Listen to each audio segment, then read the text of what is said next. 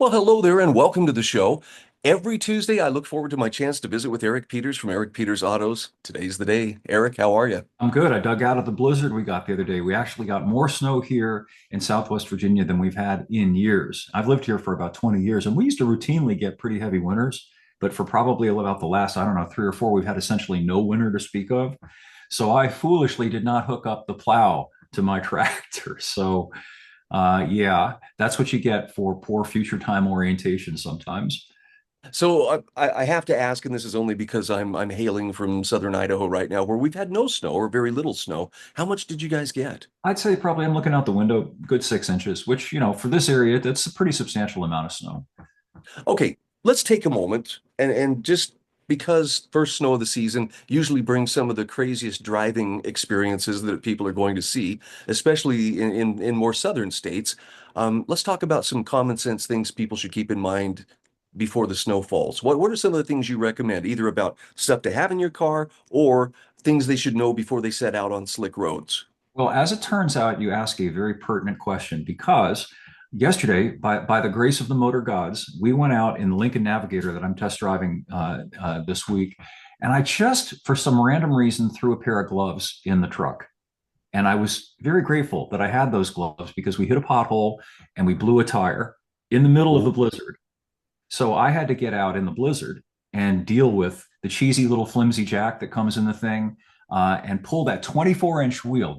It has a 24-inch wheel. That's 2 feet, this big, and heavy off that thing. And if I'd had to do that with my ungloved bare hands, it probably would have not gone very well. So, if you're going to venture out in inclement, potentially dangerous conditions, dress appropriately, and at least bring things that you might need if you do get stuck by the side of the road, such as gloves, maybe have a blanket in the back for just in case. I think it's also a very good idea to anticipate, if you possibly can, that these conditions are coming and fill your gas tank so that you don't find yourself out on the road somewhere with that little fuel light coming on. And what are you going to do now? Make sure that your tires are in good shape. A lot of people think they need all-wheel drive. You and I were talking about this a little bit before we got on the air. And yeah, all-wheel drive can help, but what can help even more is just a good set of tires. On a front-wheel drive car in particular, if you have those and you know how to drive in the snow, that's the key variable here. You're probably going to be fine in anything shy of a really epic blizzard, like a foot of snow or something like that. since you mentioned potholes, I want to just share a similar cautionary tale rather. Um, uh, my wife assumed it was just a puddle of water, but Oh you can no. tell where there's I potholes, know where this. starting to form. Puddles of water are not something you should take for granted. And Yes. as she was driving along, she hit it. This was at night, and it was such a deep pothole. It literally bent the rim on our Volkswagen Yes. Tiguan. And immediately the tire air pressure sensor comes on, and we stopped, and I can hear the psst. It bent the rim. Yep. And long story short, it was so expensive just to replace the rim. We actually ended up trading it in and getting a different car from the Volkswagen dealership. So Not a Volkswagen, by the way. you raise something that people should be aware of. You've probably noticed in new cars, they now typically come with, they call them rims now instead of wheels. And Yes. these rims are much, much larger by historical standards than the wheels that used to typically come standard on most mass market vehicles. Used to be that a mass market vehicle would have typically a 15 or a 16-inch wheel. And Mhm. even some back in the 70s had 14 inches. But now, typically, you'll have at least a 17 or an 18-inch wheel. And as in the case of this Navigator, big SUV, a 24-inch rim. Now, Wow. when you have rims that big, you have very narrow sidewalls. This is the cosmetics, the look people seem to like now. The problem is that really thin sidewall doesn't have a lot of give built into it, so it can't take a hit. So what happens in your case and in mine, you hit this pothole, and the impact force ends up not only blowing the tire but bending that aluminum wheel. They're not steel anymore, so they can't absorb an impact as well as the steel wheels could. And now you've got a damaged wheel in addition to the bad tire. So you're having the double whammy of having to replace the wheel and the tire. And that can be hugely expensive. I wouldn't even want to guess. Well, okay, I will guess. I bet you a rim for that Navigator is probably about $800. And it might be more than that. For the Volkswagen, and this was 4 years ago, 5 years ago, it was over $500 just for the rim. And Yep. of course, it was 2 weeks away, and it was, and anyway. But yes, be very cautious when you see standing water. Better know what's underneath. That big splash may have a big clunk attached to it. By the way, let's talk about tiny tires as opposed to the big 24-inch tire. Um, it's kind of a mixed bag. When you buy a car, or for that matter, let's say you rent a car and you're not familiar with it, but you get a flat tire. Sometimes it can be really unpleasant to discover what you're left to work with in terms of like the little donut that that's supposed to get you to Oh yeah, safety. and be grateful if you have even that. A number of new vehicles, probably the majority, no longer have any type of spare tire at all. Instead, they have what are called inflator kits. So it's like a little mini air compressor and a bottle of goo. It's basically Fix-A-Flat. Like you go to the auto parts store and buy the aerosol can of Fix-A-Flat, and that's fine if you have a nail in the tread, let's say, but it's useless if you have a sidewall tear. If that part of the tire is damaged, you're stuck. You're going to have to call road service. So, me personally, I would not want to drive around in a car with just an inflator kit. I would want a proper tire, a proper full size spare, not one of those little donut mini spares either. Those are serviceable, but basically, you're kind of limping down the road on those things. They are much smaller than the other three tires and wheels that you have, thinner. And so the vehicle handles and brakes really weirdly. And they even tell you don't drive any faster than about 50 miles per hour, which is lots of Yep. fun if you're out on the interstate, and you've got to go another 100 miles to get to where you were going to be. So, me personally, I'd sacrifice a little bit of trunk space, to have that full size spare in there for just in case, along with proper tools, by the way, because they tend to use these really flimsy, just bare bones, minimum basic, like a little scissors jack, maybe that's super sketchy and not very stable, and a tiny little lug wrench. Luckily, I'm pretty strong. I couldn't have gotten those lug nuts off, or a lot of them. Dawn couldn't have done it.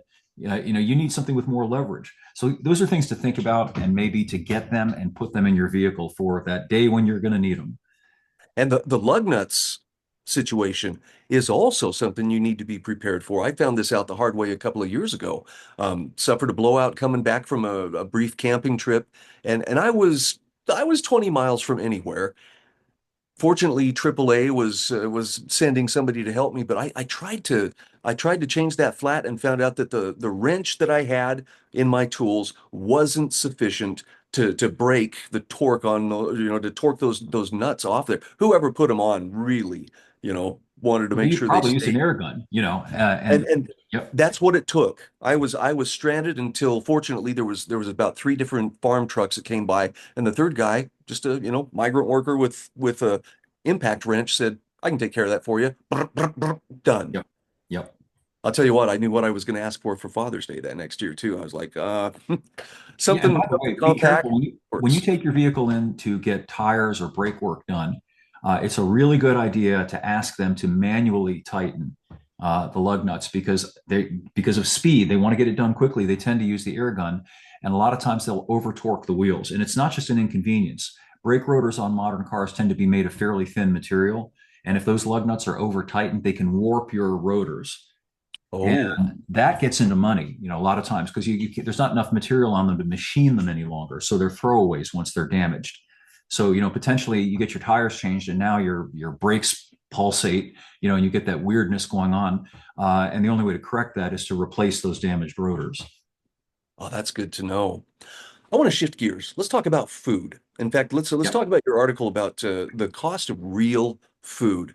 Mhm. You had mentioned you and I had talked earlier about how sometimes we eat what's convenient. Look, I'm a busy guy. I got places to go. I just grab what's convenient and what tastes good. But when it comes to real food, it seems like sometimes there's a premium price attached to that. I would point to Trader Joe's and Oh, yeah. organic foods and stuff like that. What are your thoughts on Frankenfood? Well, Frankenfood and just not food generally. Let's put it that way. We've all been noticing and been complaining about the cost of food and real food, meaning single ingredient foods. Things like butter, eggs, things like that are actually healthy for you. They've gotten even more expensive. So it's kind of difficult to justify paying the extra for the real food when you can get this cheaper food. However, the cheaper food isn't good for your health. And you'll probably end up being unhealthy and then having health related expenses as a result of eating the bad food that's got all these ingredients in them, things like canola oil. Everybody's talking about this now, which is good because they should. Carrageenan and all these other things that our bodies are not designed to deal with. Don't take your health for granted. Now, if you start buying the real food, you'll notice A, you're satisfied with less of it. And B, if you stop buying the processed stuff, the pre-made stuff, you'll actually end up saving money in the long run. I've personally done this. That was the inspiration for the column. Back in August, I had this issue with gout, and otherwise a healthy guy. I run, I lift weights, I do all the right things. I don't smoke, I hardly drink, and yet I had that problem because I had porked up to 232 pounds, which for me is big. Well, I just had this come to Jesus moment. I stopped eating the bad food. I started eating the good food. I've dropped 22 pounds. I feel Wow. great. And I'm spending less money, which is a huge benefit. And so that's the gist of the article. If you look at it on a case by case basis, like when you're standing in line at the checkout with the real butter, the real eggs, the real meat, yeah, it looks like it costs you more. But if you factor out what you're spending in total over time, you'll see that you're probably spending less, and you're going to need less health care, almost certainly. And that healthcare stuff, you think food is expensive? Hmm. If you develop a chronic condition like diabetes or high blood pressure or something like that that puts you on the pill bandwagon, wait and see how much that costs you. Oh yeah, and it's a recurring cost. I mean, I look at just my mom is 90, but she's on pretty minimal. She doesn't have to take a lot of different drugs each day. She takes vitamins, she takes supplements, but I know people who, have 20 or more pills a day that they have to take just to support the basic necessities. And yeah, it's not cheap. Really interesting thing happened to me in terms of just the way my perception of things. Once I got straight with food, I found that when I went to supermarkets, there's literally nothing there I want to eat. Now that I'm in the habit of reading labels and seeing what's in those foods, the only thing I go to a regular supermarket for anymore, dog food, cat food, and paper towels. That's it. I go other places to get real food.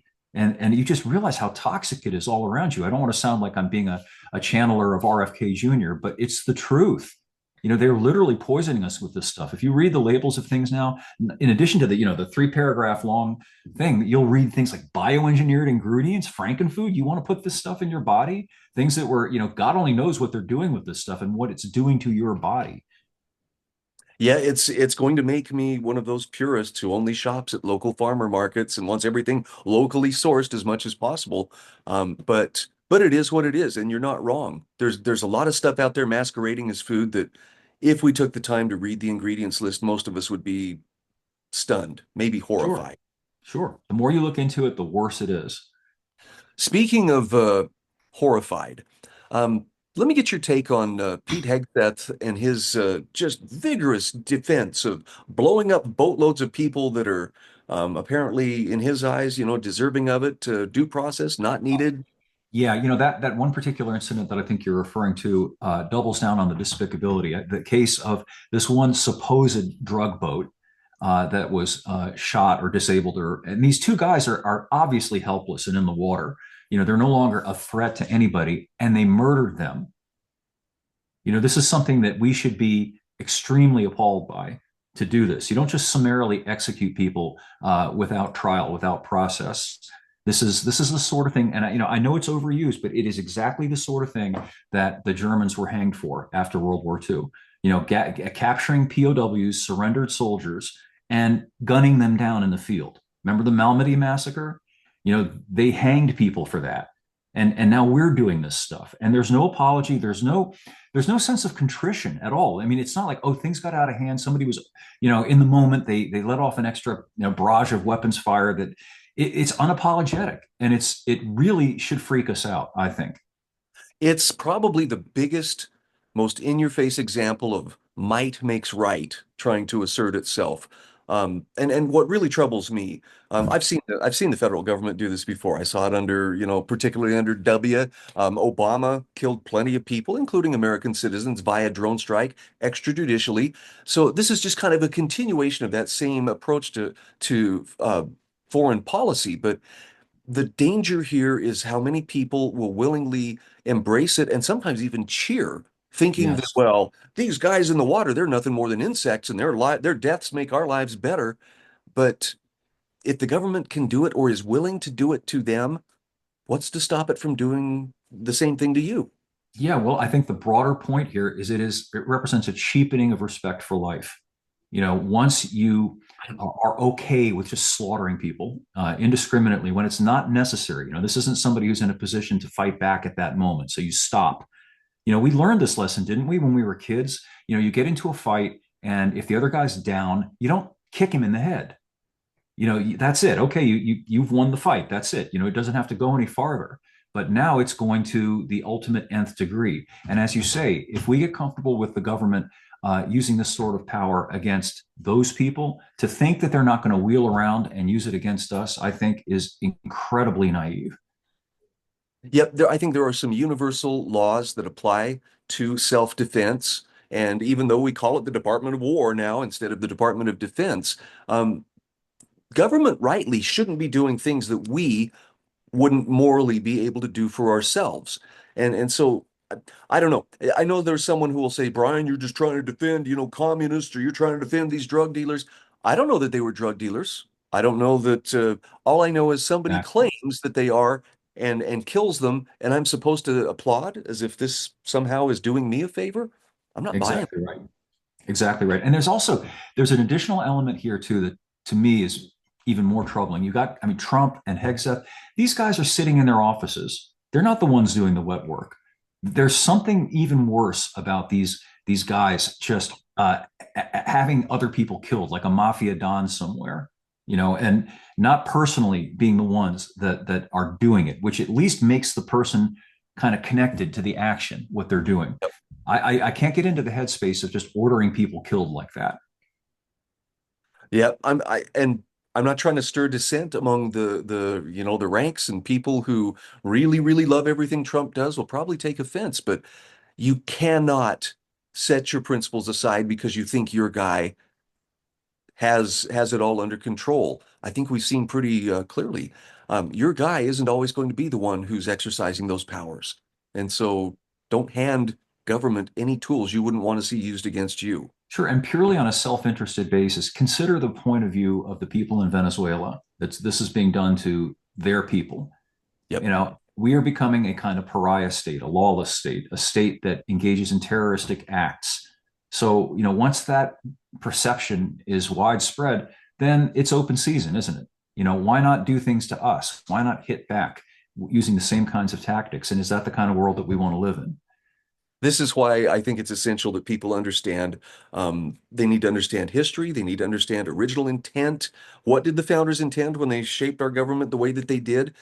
It wasn't, hey, whatever the president says, he can do and whatever he wants, as long as it's, for national security. They didn't provide those kind of loopholes. Those were created later through judicial precedent or just flat out usurpation of power. But most people wouldn't know the difference because they really haven't taken the time to look into the thinking behind the framers. Well, and sure. And why is this even the priority? I mean, it's almost here we voted for Trump to make America great again, to be concerned with what goes on in this country and to improve the lot of Americans here. And now, we're preoccupied. He is preoccupied with Venezuela and these guys running speedboats off the coast of Venezuela. It's bizarre, isn't it? Yep, it's I've joked before, if they keep this up, we're going to have to change we're going to change our national hymn to how great we art, just That's because great. that seems to be the attitude every Yeah. time somebody gets blown up, somewhere Yeah. else. Well, they hurt us, so this proves Yeah. how good we are. Eric, I appreciate your common sense and appreciate your down to earth analysis on current events. Stay warm and look forward to our next conversation. Thank you, Brian. Looking forward to it.